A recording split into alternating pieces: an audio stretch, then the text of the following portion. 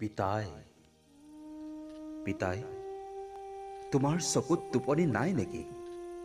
দিন ৰাতি এক কৰি আমাৰ আশা পূৰণৰ এক যন্ত্ৰ সদৃশ তুমি।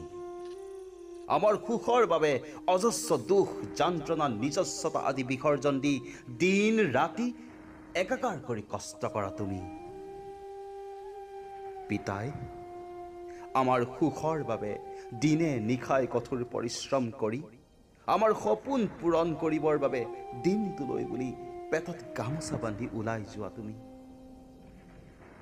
পিতাই তুমিয়েই মোৰ জীৱনৰ একমাত্ৰ ছায়া। পিতাই কিমান ধুনীয়াকৈ তুমি আমাক শিকাইছিলা জীৱন যুদ্ধত জয়ী হোৱাৰ প্ৰতিটো ৰণকৌশল। এতিয়া তোমাৰ অবিহনে দুখে আৱৰি ৰাখিছে মোৰ জীৱন। পিতাই নাজানো কিমান বেছি হলে হাঁহিবোৰ বেদনা হয়, কিমান মৰম পালে সুখবোৰ চকুপানী হৈ বৈ আহে।